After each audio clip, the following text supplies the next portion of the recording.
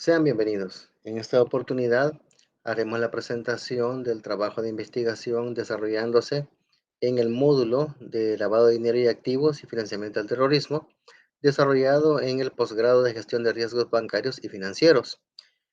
En esta oportunidad, permítanme presentarme. Mi nombre es Juan David Reyes. Soy miembro del grupo número 6, que hará la presentación de lo que es el trabajo de investigación que trata sobre el tema de terrorismo, tráfico de armas, el caso BCCI. Para poner en contexto, vamos a hablar de los antecedentes del caso, y es que el BCCI es conocido como el Banco de Crédito y Comercio Internacional, que fue fundado en 1972 por Aga Hassan Abedi, un financiero pakistaní, y este fue registrado en Luxemburgo. Este banco llegó a operar en 78 países, tenía más de 400 sucursales y tenía un activo superior a los 2.000 millones de dólares en ese entonces, llegando a ser considerado el séptimo mayor banco privado del mundo en activos.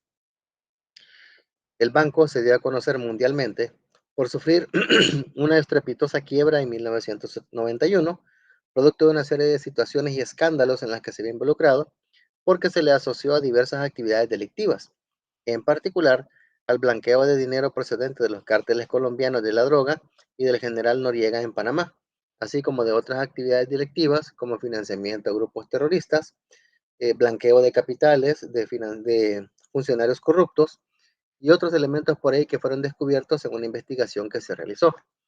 Una vez visualizando el contexto, mencionamos brevemente los agentes más destacados, los actores más destacados en esta participación, detallando las personas o empresas relacionadas.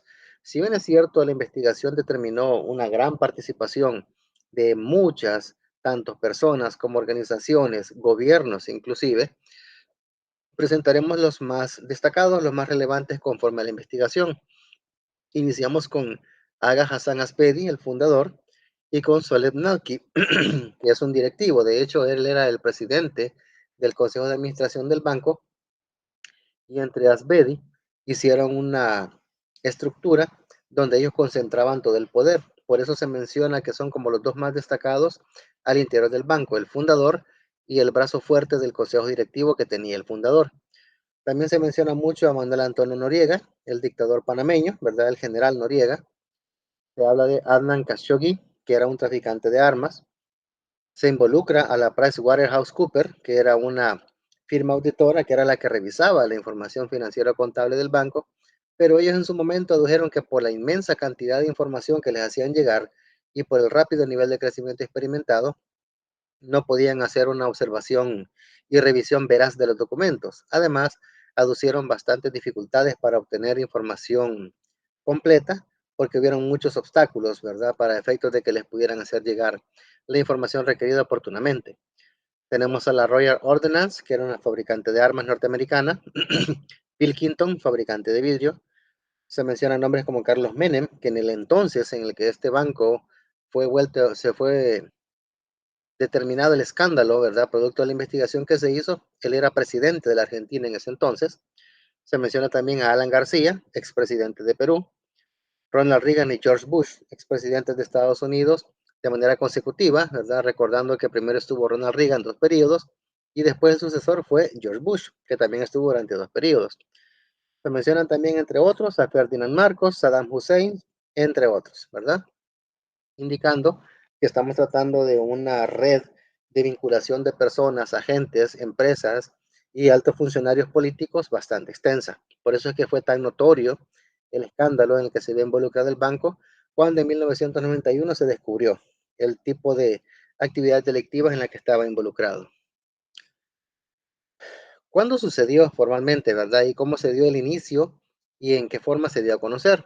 Bueno, pues según las investigaciones, a partir de 1976, 4 años después de fundado el banco, la CIA, que es la agencia de investigación estadounidense, y otras agencias de inteligencia utilizaron el banco para controlar y manipular criminales terroristas en todo el mundo, es decir, obtener favores, generar vinculaciones a través de financiamiento de acciones terroristas, compra de armas, sobornos, etcétera. El banco fue utilizado también para lavar dinero, producto del narcotráfico. teníamos el caso en los antecedentes, el apartado del blanqueo de capitales producto del narcotráfico colombiano, ¿verdad? Y también hubo un aspecto fundamental que en las operaciones del banco fue lo que despertó la alarma, y es el hecho de que utilizaron el banco para efectos de ser utilizado como intermediario en la compra disfrazada del First American Bank. Este banco era un banco relativamente modesto en Estados Unidos, pero se caracterizaba porque poseía un holding, es decir, una serie de entidades financieras y banca que estaba asociada a este banco. Entonces, al hacerlo, lo que hacía el BCCI era tener acceso a diversas fuentes de blanqueo de capitales porque tenían el control de instituciones financieras que operaban de manera legal dentro del sistema financiero. Asimismo, también se vincula a la compra de armas y financiamiento de grupos terroristas. A finales de los 80 se dio a conocer este tipo de actividades producto de una investigación que hizo la Reserva Federal, y las alarmas las despertó en la Reserva Federal el hecho de que hayan realizado la compra disfrazada del First American Bank, porque se notaba que era una maniobra que no tenía las condiciones normales y propias de una transacción de esta naturaleza, y evidentemente pues despertó señales de alarma. Entonces por eso se hizo una investigación más concreta, más extensa, ¿verdad? Más enfocada, y ahí fue donde se determinó que había este tipo de situaciones al interior de la institución financiera.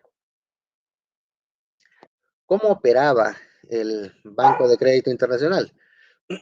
Este banco tenía un círculo organizado dedicado al fraude, empezando por su fundador y el presidente del Consejo de Administración. Se dedicaba a actividades fraudulentas y prácticas de cosmética contable, es decir, maquillaban sus estados financieros declarando información que no era verídica, ¿verdad? Y eso es lo que en su momento la Pricewaterhouse criticó, de que nunca tuvieron acceso a información verídica por parte de la empresa. Se les detectaron los nexos al narcotráfico y lavado de dinero procedente de la venta de drogas. Este banco fue capaz de burlar indagaciones de inspectores por contar con la cobertura de altas esferas de la política estadounidense. Recordemos que entre los nombres de las personas involucradas hablamos de dos expresidentes, ¿verdad?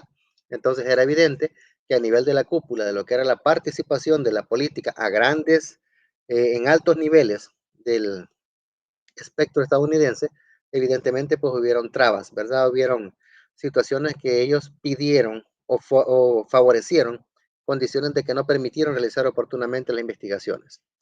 Así también compraban modestos bancos en todo el mundo para crear la mayor red de dinero clandestino de la historia. Lo que les mencionaba, para muestra un botón, la compra del First American Bank, y lo mismo hacían con otros bancos en otros países.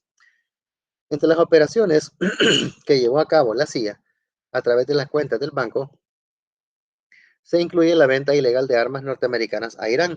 Es decir, para el famoso escándalo de los Irán Contras, ¿verdad? Se determinó de que a través de del BCCI se había hecho el financiamiento de compra de armas para los subversivos en Irán. La CIA también utilizó el banco para entregar dinero a rebeldes afganos, es decir, otro grupo que estaba en ese tipo de conflictos, un grupo terrorista que también recibió financiamiento. Y asimismo se financiaron operaciones del hombre fuerte de Panamá, Manuel Antonio Noriega, para cuando realizó su golpe de Estado y secuestró, ¿verdad?, la democracia de Panamá mediante una incursión forzada de las Fuerzas Armadas. El propósito original del banco, con lo que originalmente fue concebido este esquema de trabajo, era pagar sobornos, ¿verdad?, para obtener favores en altas esferas a nivel político, financiero, económico, y también intimidar a las autoridades y anular las investigaciones. Y durante mucho tiempo lo lograron. Sin embargo, en un momento, a principios de la década de los 80, fue tan evidente la forma de trabajar de este banco y la creación de estructuras internas dentro de esa institución, que a partir de cierta parte de la década de los 80, el banco como tal comenzó a manejar sus propias compras y ventas de drogas, armas y negocios de divisas. Es decir, el banco prácticamente se volvió una institución con una estructura interna dedicada exclusivamente a ese tipo de situaciones, ¿verdad? Entonces implicaba de que ya la naturaleza de la razón de ser de la institución había sido completamente corrompida, ¿verdad? Incluso según las investigaciones en la revista Forbes, se determinó de que había una denominada estructura negra, le llamaban así al grupo de personas, funcionarios y empleados que se dedicaban exclusivamente a estas labores clandestinas, terrorismo y similares. Cuando finalizó el escándalo que se determinó, el banco fue cerrado en julio de 1991, generando acusaciones entre auditores, bancos centrales y parlamentarios de diferentes gobiernos. ¿Por qué? Porque las operaciones del banco habían migrado y habían llegado a contaminar sistemas bancarios de diversos países. Entonces, diversos bancos centrales se empezaron a echar la culpa de que por qué habían permitido que ese tipo de situaciones se diera, y evidentemente pues las acusaciones caían sobre los auditores de esos lugares en esos gobiernos que hacían la revisión de la información del banco, ¿verdad? Cuando eso sucedió, salió a la luz la compleja estructura de operaciones y determinando los responsables de su funcionamiento. Se desplomó la confianza en la imagen de las entidades financieras en general y se estigmatizó a los fundadores y directivos por su etnia, pakistaníes, es decir, que se llegó a considerar en ese momento, producto del impacto mediático y el riesgo reputacional derivado, de que las personas de la etnia pakistaní eran terroristas, eran personas que no eran confiables, eran personas que no eran dignas de confianza, etcétera, etcétera, ¿verdad? Eso también derivó como uno de los efectos que tuvo como impacto, producto del escándalo, se crearon normativas orientadas a garantizar la transparencia. Entre ellas podemos mencionar el informe Bingham, que es el que generó el juez, que fue el encargado de llevar penalmente la causa contra el banco, donde en su informe detalló una serie de recomendaciones que tenían que tomarse en cuenta para efectos de garantizar la transparencia en el funcionamiento de las instituciones financieras y evidentemente pues no traicionar, ¿verdad?, la confianza de las personas que habían hecho negocios con ellos, entre otras cosas. Brevemente mencionando las brechas normativas identificadas o qué normativas infringió. En los elementos destacados de la investigación podemos mencionar alta concentración de poder en dos personas, el fundador y el presidente del Consejo de Administración.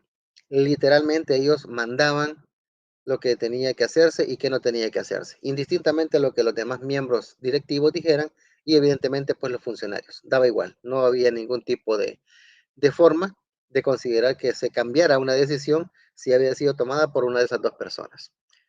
Igual, también hubo bastante negligencia por parte del Consejo de Administración porque no cuestionó la veracidad de la cartera de créditos. Se hablaba de que el banco estaba experimentando un crecimiento impresionante, pero era producto del blanqueo de fondos que entraban al banco originados por actividades ilícitas, ¿verdad? Actividades de narcotráfico y otras por el estilo. Y eso generaron de que el banco pues tuviera inmensas cantidades de efectivo de un día para otro y pues el Consejo de Administración no cuestionó ni el origen ni el destino de esos fondos. Asimismo, la rápida expansión que sufrió el banco en ese momento ocultó el fraude, porque todo aquello que se estaba haciendo en base a actividades que no tenían sustento eran respaldadas por el potente flujo de caja que el banco tenía, porque entraban cantidades inmensas de dinero producto de actividades ilícitas. Entre la normativa que realmente podemos derivar puntualmente que ha sido infringida, mencionamos la NRP 36, que tiene que ver con las normas técnicas para gestión de riesgos de lavado de dinero y activos, que es sobre el entorno en el que estamos hablando en esta investigación. También podemos tomar en cuenta la NPB 447 y la NRP 20, que tratan sobre la gestión integral de riesgos en entidades financieras. La NRP 17, por supuesto, que es la que trata del gobierno corporativo y la NCF1, que tiene que ver con el manual de contabilidad por los elementos de cosmética contable, ¿verdad? Que se detectaron en su momento. Eso entre muchas otras, ¿verdad? Pero son como las más destacadas. ¿Qué podemos recomendar? Bueno, hay que tomar en cuenta de que hoy por hoy, producto de la globalización y la eliminación física de fronteras en términos de negocios, la banca está internacionalizada, pero la supervisión no. De ahí sería entonces el apartado de lo que se mencionaba en los principios de Basilea. Tanto los Basilea 1 que se generaron en los 80, Basilea 2 en el 2004 y Basilea 3 en el 2010. Cada uno con diferentes entornos, escenarios y contextos donde promueven una serie de controles, una serie de seguimientos, una serie de políticas que tienen que ser de estricto cumplimiento para garantizar la transparencia y solidez de las instituciones financieras que operan en cualquier sistema financiero. Se determina también que el auditor y la autoridad del Banco Central son los guardianes de los clientes. Es decir, dentro de las instituciones, partiendo de la premisa del control interno, el auditor juega un papel clave desde la perspectiva de identificación de actividades que no tienen sustento, fundamento o que van contra principios y valores éticos o incluso ya atentando sobre elementos de delitos, ¿verdad? Que pueden ser derivados con consecuencias civiles, administrativas o penales. Evidentemente, la autoridad del Banco Central como ente supervisor, ¿verdad? Que es el que tiene que estar al pendiente del funcionamiento de todas las entidades que supervisa. Puntualmente podemos mencionar que las tres líneas de defensa en este caso son claves. Hablamos de lo que es gestión operativa, gestión de riesgo y cumplimiento y auditoría interna. Básicamente, los tres pilares de lo que es el control interno tienen que ser robustecidos, tienen que ser bastante respaldados por la alta dirección y dotarle de todos aquellos recursos necesarios para efectos de que hagan bien su trabajo, porque son los que generan aquellas barreras que impiden que de recursos de actividades ilícitas puedan entrar a la institución y contaminar, ¿verdad? Las finanzas y en ese sentido, pues desplomar la confianza de los clientes. ¿Qué podemos concluir? Bueno, es requerido que en términos del funcionamiento de las instituciones financieras exista transparencia, cooperación y comunicación, así como colaboración entre autoridades nacionales. Es decir, entidad reguladora y entidad supervisora deben estar en constante comunicación y esa comunicación ser bajada a las instituciones financieras para efectos de que éstas acomoden, ¿verdad? Su accionar conforme a todos los elementos normativos que les son exigidos. Hay una obligación imperativa de los auditores de informar tanto al Banco Central como a la superintendencia. ¿Sí? Recordemos que auditoría es una de las tres líneas de defensa y ellos tienen el deber de identificar toda aquella situación anómala y reportarla inmediatamente, ¿verdad? A las entidades correspondientes.